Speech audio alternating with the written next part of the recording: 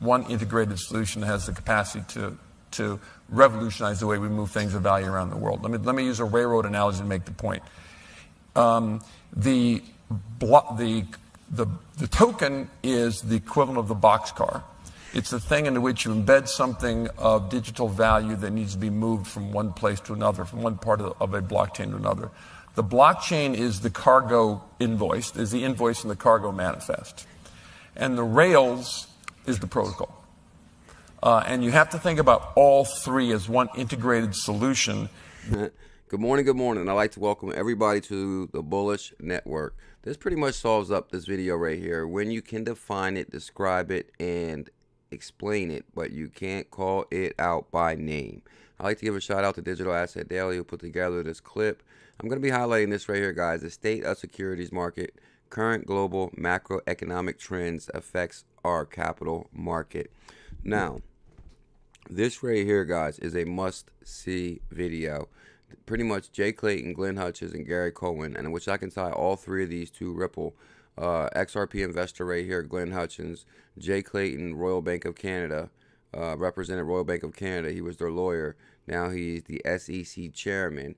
And this is the National Economic Council to President Trump, Gary Cohen, who says the world will have a global currency, but it won't be Bitcoin, says ex-Goldman President Gary Cohen. So this is Gary Cohen right here. The world will have a global currency. Now, this is Glenn Hutchins right here.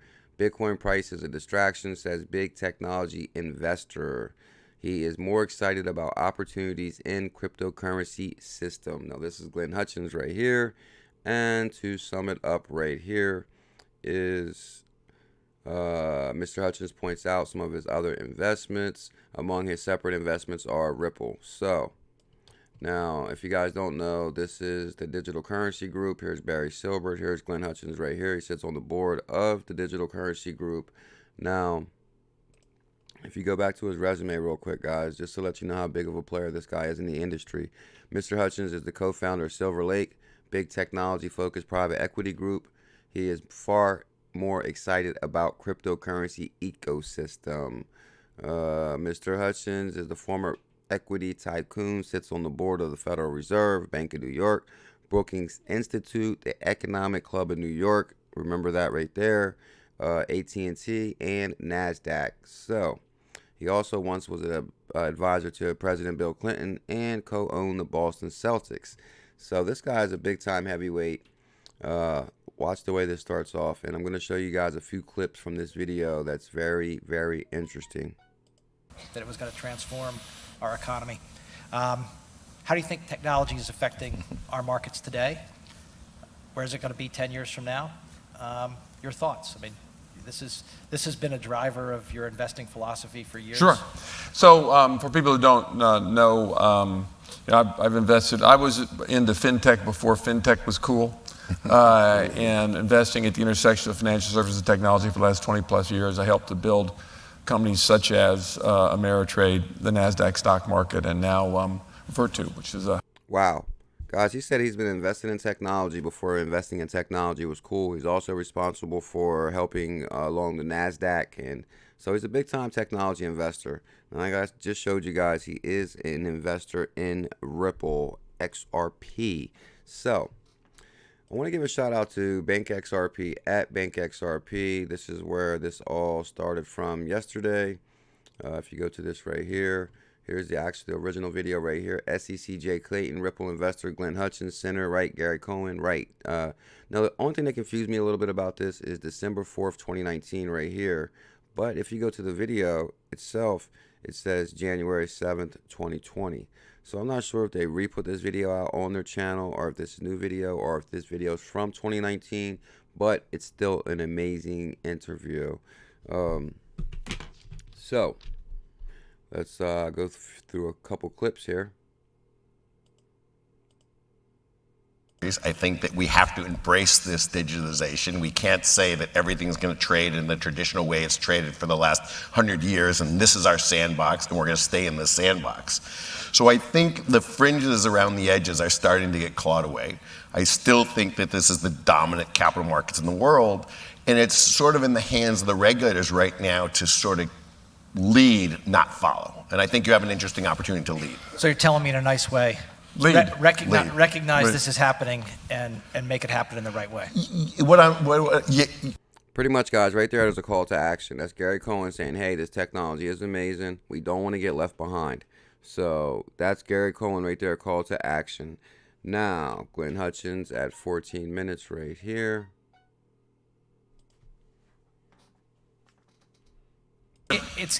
We can't let it pass us by. Right. Right. But we are already behind. In other words, the payments modalities in Asia are much better than they are in the United States. And this is not, but it's not primarily a regulatory problem. It's primarily a legacy issue associated with the credit card companies. Because the payments system in the United States is the only place I've seen in my career as a technology investor where the introduction of technology caused the price to go up. Usually, we've had these cost curves that drive prices down, like we talked about in securities trading. But in payments, they've gone up because Apple Pay adds a quarter, Stripe adds a quarter of a point, Square adds maybe even a point more.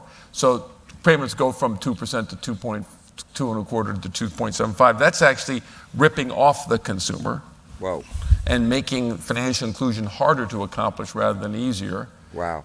And if you actually thought about the broader purpose of this kind of organization like this, you ought to actually be out there facilitating the introduction of technologies to take these prices down to a... Wow. Guys, that's pretty much Glenn Hutchins talking about the introduction. Me, personally, I clearly believe that he's talking about Ripple XRP. Guys, you clearly see he sits on the board of the Digital Currency Group. The Digital Currency Group pretty much backed Bitso in 2014. So they pretty much have seen the proof of concept phase. They've seen the technology. They've seen the growth. They see the 10% ODL running through MoneyGram, Philippines, and Mexico. Pretty much they are witnessing the birth of the great wealth transfer, and they are discussing this. So, 22. Next clip. If we were sitting here 2 years ago, roughly, and we started talking about Fed policy, we would have all assumed that we're heading towards something called normalization, which was basically rates are going to go up, the balance sheets are going to go down, and we're going to be to a place where it looks more normal relative to historical experiences, and there's what's called policy room. So then when the next recession comes, you can drop rates, you can expand the balance sheet, you can do it all over again. And we sit here 2 years later, and the markets couldn't digest that, right? The little bit of rate increase had not just market effects, but also real economic effects. And recently, as the balance sheet was being shrunk, the repo markets are sending signals that there's not enough liquidity out in the system. So what's wrong? What do we? So you look at that and you say, what don't we understand? And as Gary suggested earlier, I think today you have to extrude every question through this dimension of what is the impact of the transition we're on, the fundamental historic transition we have from the industrial to the information economy. Pretty much, guys, he's referencing right there that we have the information regime with the birth of the internet, and now we're moving into the internet of value. So Glenn Hutchins, guys, I'm telling you, I highly recommend watching this interview. I'll link it in the description.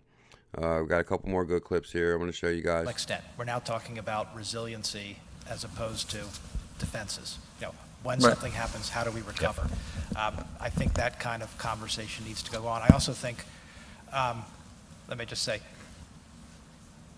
the liquidity issues we talked about, as history shows us, there's usually a catalyst that drives those. Yeah, that's a good point. And I could see technology being that kind of catalyst. Right. I hope that our investors and consumers understand that we will have technology issues. Mm-hmm. They will happen. Yep. The question is how we deal with them. Are we prepared? Do we have the resiliency? Can we move forward? But that's a good shift. Crypto assets. What do we think about crypto assets? Whoa. I mean, You have a problem with your left hand today? Go ahead. For once, you're to the left of me. So, yeah. Wow. It's hard to get to the left of you. So pretty much, guys, Jay Clayton right there references crypto assets. It's a mic drop moment. Pretty much, you know, it's like, whoa, he's tightening his collar here. He's laughing. He's pulling out his phone. Pretty much, they already know the situation where don't say XRP, but we understand what's going on with the lawsuit. Pretty much, this case is going to make case law. It's going to be precedent. Pretty much any case that comes forth being accused of being a security, they're going to reference the Ripple case is why it is not a security. So this is huge, guys, as this is unfolding. Crypto assets. So look. Crypto assets. I think you got to break this down because we conflate crypto and blockchain in America. We think they're synonyms. They're not at all synonyms. So I will be pretty quick on crypto. I am not a real believer in sort of the cryptocurrency world. Glenn may vehemently disagree with me on this, but I am much more of someone that thinks in the United States we still believe in safety and soundness. We believe in KYC. We believe in AML. We believe in audit trail and some regulatory oversight. And in the crypto assets that are out there are sort of the antithesis of that. So to me, they are going to be tough assets in the United States. That said, so take the currency side of it out. The technological side of it is unbelievably important and is going to be part of a huge evolution that's revolutionary.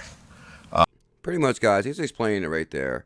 He's pretty much saying that this technology is truly revolutionary and there is an evolution happening in front of our face. Guys, Ripple Labs is pretty much labeled a currency in 2015 from FinCEN, which is the U.S. Treasury Department at a federal level. So Ripple's already a currency. So pretty much, and Glenn Hutchins is a Ripple investor. So in our business, and you're already starting to see what the blockchain can do and how the blockchain can be used in all industries, but it is extraordinarily relevant in financial services, in consumer credit, in areas where we as a financial service country, we as a capital markets country, we'll use it day in and day out, and I think it will have enormous impact across the entire spectrum. Wow. This is amazing, guys. This is pretty much Gary Cohen, economic chief to President Trump, former, pretty much saying, wow, this technology is amazing. It's going to have a major impact on society. Pretty much, guys, we're here to witness the birth of all this. Now, I will link this in the description, guys. I highly recommend watching this whole interview. I'm going to show you guys one more thing. But someone eventually would probably figure that out. With the amount of technology and digital sales and digital outlets, you know it will happen. It takes one first mover. The power of shopping is unbelievable.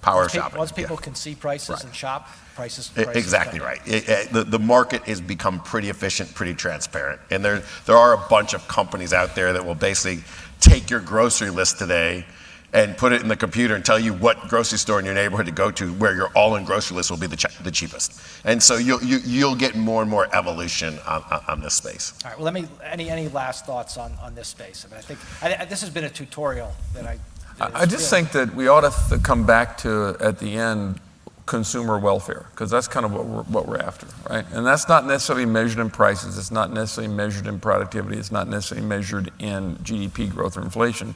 But the extent that you are offering something to a consumer that's better, faster, and cheaper than what they had before. Better, faster, cheaper than what they had before. That's a good thing. Yep. And the way we add it up on our economy and talk about it needs to be subsidiary to that insight.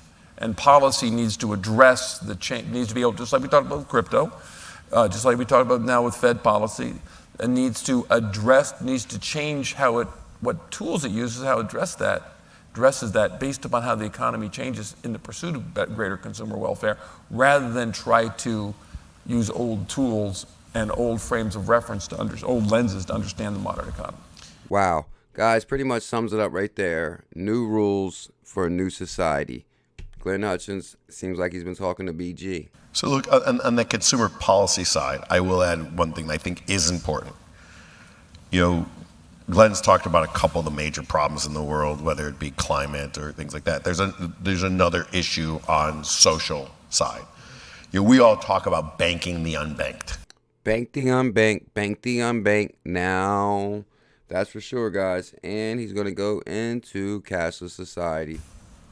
A big problem.